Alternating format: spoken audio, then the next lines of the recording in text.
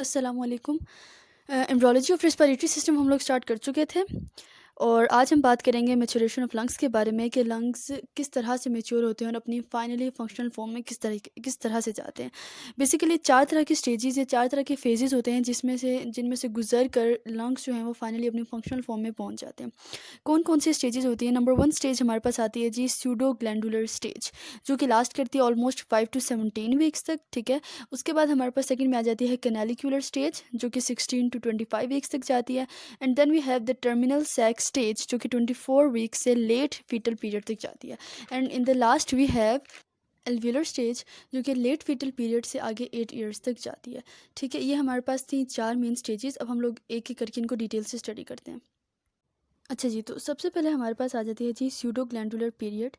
इसमें बेसिकली क्या होता है, इसको हम क्यों कहते हैं स्यूडो ग्लैंडुलर, मतलब ग्लैंडुलर स्टेज हम क्यों कहते हैं? क्योंकि इसमें जो हमारे पास डेवलपिंग लंग्स होते हैं वो रिजेंबल कर रहे होते हैं एक्सोक्राइन ग्लैंड से, ठीक है? उनकी शेप इस तरह से आपको यहाँ पे नज़र आ रही है कि ये जो येलो वाला बॉर्डर बना हुआ है, आपको नज़र आ रहा है कि ये एक्सोक्राइन ग्लैंड जैसी मतलब अपीयरेंस दे रहा है, ठीक है? इस स्टेज में ऐसा होता है कि सारे के सारे कंपोनेंट्स जो लंग्स के होते हैं वो डेवलप हो जाते हैं, ठीक है? जैसे आपको नज़र आ रहा है यहाँ पे जो अंदर रेड वाले सर्कल्स नज़र आ रहे हैं आपको पिंक कलर के, दीज आर द कैपिलरीज। इसके सराउंडिंग में जो पिंकिश सा मटेरियल है सारा वो कनेक्टिव टिश्यू या पैरेन्काइमा वगैरह बना दिया इसने, ठीक है? यानी कि इस स्टेज में सारी की सारी चीज़ें बन जाती हैं जिन्होंने जो कि लंग्स के फंक्शनल होने के लिए इसेंशियल होती हैं। सिर्फ क्या होता है कि वो वाला पार्ट जिन्होंने गैसेस एक्सचेंज में अपना रोल प्ले करना होता है वो वाला पार्ट अभी नहीं बना होता है, ठीक है? टर्मिनल ब्रोंक्यूल्स, आगे रिस्पिरेटरी ब्रोंक्यूल्स, एल्वुला डक्ट्स वगैरह इतने अच्छे डेवलप नहीं हो पाते। इसलिए इस स्टेज में अगर एक प्री मैच्योर इन्फेंट बॉर्न कर जाता है, ठीक है, तो वो सर्वाइव नहीं कर सकता, उसके सर्वाइवल के चांसेस ज़ीरो होते हैं क्योंकि गैसेस एक्सचेंज वाले जितनी भी कंपोनेंट्स हैं वो नहीं हैं, ठीक है, इस स्टेज में। अच्छा जी, तो नेक्स्ट स्टेज आ जाती है हमारे पास कैनालिक्युलर पीरियड आ जाता है, ठीक है? इसमें क्या होता है बेसिकली आपको नज़र आ रहा है, अगर आप पिछली डायग्राम से इसको कंपेयर करें तो नज़र आ रहा है कि जो ल्यूमिना होता है हमारे पास ब्रोंकाई का एंड टर्मिनल ब्रोंक्यूल्स का, अब वो क्या हो गया, बढ़ गया, ठीक है, ज़्यादा हो गया। यानी कि पिछली डायग्राम में आपको नज़र आ रहा होगा कि जो टर्मिनल ब्रोंक्यूल था वो ज़रूर एग्जिस्ट कर रहा था लेकिन मतलब उसकी मतलब उतनी डिफाइंड फॉर्म में नहीं था। अब क्या होगा, उसके ल्यूमिना क्या किया, इंक्रीज़ किया, ठीक है? जैसे जैसे ब्रोंकाई का ल्यूमिना इंक्रीज़ किया, टर्मिनल ब्रोंक्यूल का भी ल्यूमिन इंक्रीज़ हुआ, ठीक है? अब साथ-साथ क्या हुआ, आपको नज़र आ रहा है कि यहाँ पे जो कैपिलरीज़ है उनका नंबर पहले से बढ़ चुका है, ठीक है? तो लंग टिश्यू है अब वो हाईली वैस्कुलराइज्ड हो गया, ठीक है? And by the end of the 24 weeks क्या होता है, जो ये टर्मिनल ब्रोंक्यूल्स हैं आगे फर्दर डिवाइड होकर रिस्पिरेटरी ब्रोंक्यूल्स बना देते हैं, वो आगे फर्दर डिवाइड होकर प्राइमरी एल्वुलर डक्ट्स बना देते हैं, ठीक है? यानी कि जितनी भी मेन चीज़ें जो कि रिस्पायरेशन के लिए ज़रूरी हैं, जो गैसेज़ एक्सचेंज करवाती हैं, वो इस पीरियड में बन जाती हैं, ठीक है? अगर देखा जाए तो at the end of the 26 weeks यानी कि इस पीरियड के अगर आप एंड पे देखें तो रिस्पायरेशन जो है वो पॉसिबल हो सकती है। क्यों? क्योंकि अब जो हमारे पास थिन वॉल्ड टर्मिनल सैक्स भी बन गए हैं, यानी कि हमारे पास वो सारी चीज़ें भी बन चुकी हैं जिन्होंने रिस्पायरेशन करवानी है और साथ में लंग टिश्यू जो है ना उसके अंदर उसकी कैपिलरीज़ की भी बहुत डेवलपमेंट की वजह से वो हाईली वैस्कुलराइज्ड हो गया। इस वजह से अगर फीटस बॉन्ड कर जाता है और आप उसको इंटेंसिव मतलब केयर प्रोवाइड कर रहे हैं तो चांसेस हैं कि मतलब फीटस सर्वाइव कर जाए। लेकिन फिर भी डेथ हो सकती है फीटस की क्योंकि अभी स्टिल बाकी सिस्टम्स जो होते हैं वो इमेच्योर होते हैं इस पीरियड में, ठीक है? अच्छा जी, तो अब हमारे पास आ जाता है जी थर्ड पीरियड या थर्ड स्टेज, जिसको हम लोग कहते हैं टर्मिनल सेक्स स्टेज, ठीक है? तो यहाँ पे भी मैंने कलर चेंज कर लिया, आपको नज़र आ गया ताकि एक ही कलर देख देख के आप बोर ना हो जाएं। खैर अब ये कलर मुझे इतना ख़ास पसंद नहीं आ रहा। चलें कोई बात नहीं, हम चलते हैं आगे। अच्छा हाँ, तो हम बात कर रहे थे कि हम थर्ड स्टेज में अब आ गए हैं टर्मिनल सैक स्टेज में। इसमें क्या होता है बेसिकली हमने बोला था कि जो टर्मिनल सैक्स थे वो डेवलप होना स्टार्ट हो गए थे कैनालिक्युलर पीरियड में, ठीक है? अब टर्मिनल सैक पीरियड हमने क्यों नाम रखा है, क्योंकि इस पीरियड में टर्मिनल सैक्स मतलब मज़ीद डेवलप करने लग जाते हैं, उनका नंबर इंक्रीज़ करने लग जाता है, ठीक है? और जो एपिथेलियम होती है ना वो इंतहाई थिन हो जाती है और आगे जाके क्या होता है कि एपिथेलियम और एंडोथेलियम का आपस में कॉन्टैक्ट इतना रह जाता है कि वो एक बैरियर बना देते हैं, ब्लड एयर बैरियर, ठीक है? इस बैरियर के थ्रू अब इजीली गैसेस एक्सचेंज हो जाएगा। अगर हमारे पास फीटस जो है ना इमेच्योर बॉन्ड भी कर जाता है तो ये इतना उसको अलाउ कर देगा कि डिफ्यूजन ईजिली हो जाए, ठीक है? एपिथेलियम और एंडोथेलियम के दरमियान में जो क्या कहते हैं गैप कह लें या एक पार्टीशन कह लें, वो इतनी कम हो जाती है कि ईजिली उसके थ्रू डिफ्यूजन हो जाती है, ठीक है? अब जो तीसरी चीज़ हमें पता होनी चाहिए वो ये है कि आपको नज़र आ रहा होगा इस डायग्राम में बड़ी क्लियरली कि जो कैपिलरीज़ हैं अब वो आहिस्ता-आहिस्ता क्या हो गई हैं, बिल्ज कर गई हैं इन टर्मिनल सैक्स के अंदर, ठीक है? अच्छा, और जो टर्मिनल सैक्स होती हैं उनको अब इसी स्टेज में लाइन करने लग जाती हैं। हमारे पास स्क्वेमस एपिथेलियल सेल्स होती हैं जो कि एंडोडर्मल इन ओरिजिन होती हैं, ठीक है? उनको हम लोग कहते हैं टाइप 1 न्यूमोसाइट्स, ठीक है? ये टाइप 1 न्यूमोसाइट्स भी इसी पीरियड में बनती हैं और यही टाइप 1 न्यूमोसाइट्स होती हैं जो कि गैसियस एक्सचेंज करवाती हैं। अब टर्मिनल सैक्स को एंटायरली ये वाले ही सेल्स लाइन करेंगे और इन्हीं सेल्स के बीच में ना स्कैटर्ड फॉर्म में कहीं-कहीं ना हमारे पास राउंडेड सेल्स होंगे जिनको हम लोग कहते हैं टाइप 2 न्यूमोसाइट्स, ठीक है? ये जो टाइप 2 न्यूमोसाइट्स होती हैं ये आगे जाके सिक्रीट करती हैं पल्मोनरी सर्फेक्टेंट जो कि फिर हमारे पास क्या होता है लंग्स को कोलैप्स होने से बचाती हैं, ठीक है? उसके सरफेस टेंशन को रिड्यूस करती हैं। तो ये जो पल्मोनरी सर्फेक्टेंट होता है हमें पता है कॉम्प्लेक्स मिक्सचर होता है ये फॉस्फोलिपिड्स का एंड प्रोटीन्स का और इस तरह ये क्या कहते हैं कोलैप्स होने से बचाते हैं लंग्स को। ठीक है। अब जो नेक्स्ट चीज़ पता होनी चाहिए वो ये है कि जो सर्फेक्टेंट की प्रोडक्शन होती है ना वो 20 से 22 वीक्स में स्टार्ट हो जाती है लेकिन वो इतनी कोई एडिक्वेट किस्म की नहीं होती। 26 से 28 वीक्स में जाके इतना सर्फेक्टेंट इनफ जो है ना बन जाता है कि एक प्री मेच्योर इन्फेंट अगर बॉन्ड कर जाए तो वो सर्वाइव कर जाए, ठीक है।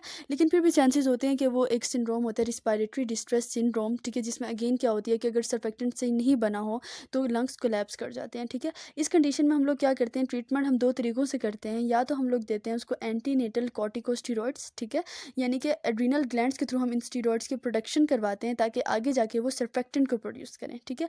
और दूसरे नंबर पे हम क्या करते हैं post natal surfactant replacement therapy करवाते हैं, ठीक है। इन दो कंडीशंस इन दो ट्रीटमेंट से हम लोग एक आरडीएस से सफ़र होने वाले प्री मेच्योर इन्फेंट को मतलब बचा सकते हैं, ठीक है।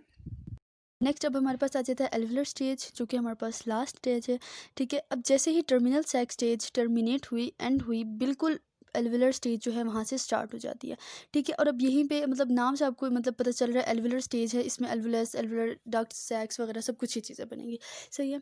अच्छा, अब 32 वीक्स से हमें पता है कि एल्वुलर स्टेज स्टार्ट हो जाएगी, ठीक है। अब 32 वीक्स से पहले पहले एल्वुलाई का काम कौन कर रहे थे, यानी कि एल्वुलाई तो पहले डेवलप नहीं हुए थे तो कौन था जो कि इन एल्वुलाई का काम कर रहा था, वो हमारे पास थे टर्मिनल सैक्स, ठीक है। ये हमारे पास एनालोगस होते हैं to the alveoli before 32 weeks, ठीक है। अब 32 वीक्स के बाद हमें पता है एल्वुलाई वगैरह डेवलप हो जाएंगे।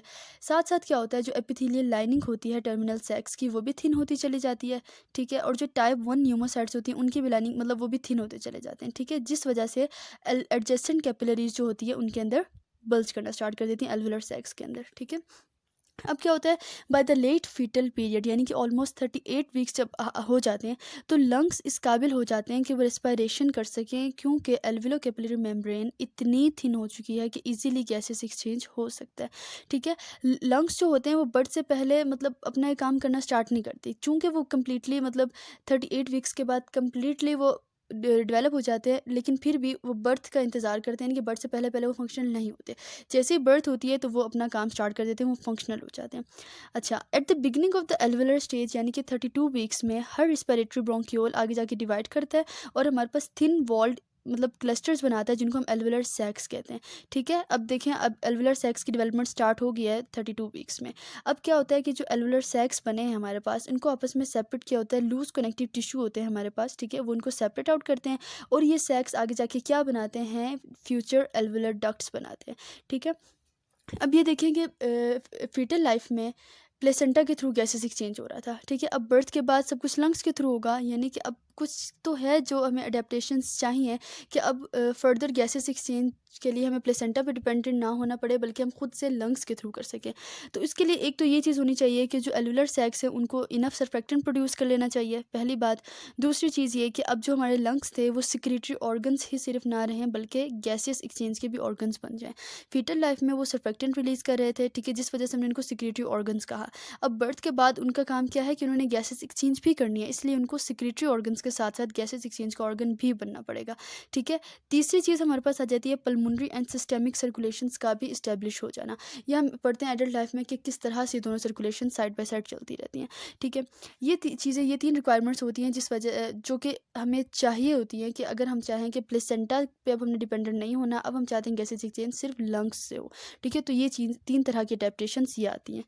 अच्छा, आगे बस ये सारी याद करने वाली बातें हैं, जैसे 95% ऑफ मैच्योर अल्विलाई जो होते हैं वो बर्थ के बाद डेवलप होते हैं। इसके अलावा बर्थ के बाद प्राइमोर्डियल अल्विलाई इनलार्ज करने लग जाते हैं, जिस वजह से लंग्स भी एक्सपेंड करते हैं। लेकिन इनका इतना रोल नहीं होता लंग्स को इनलार्ज करने में, उनका साइज़ इंक्रीज़ करवाने में, जितना रोल होता है उनके नंबर का, यानी कि number of respiratory bronchioles and number of primordial alveoli. इनका ज़्यादा रोल होता है लंग्स के साइज़ को बढ़ाने में बनिस्बत साइज़ ऑफ द अल्विलाई के। ठीक है, तो ये बातें सारी हमने कर ली। आगे ये पता होना चाहिए एल्वियोलर डेवलपमेंट जो होती है वो कंप्लीट हो जाती है, मतलब 3 ईयर्स ऑफ एज तक कंप्लीट हो जाती है, लेकिन 8 ईयर्स तक मजीद इसके अंदर नए अल्वियोलाई ऐड हो रहे होते हैं।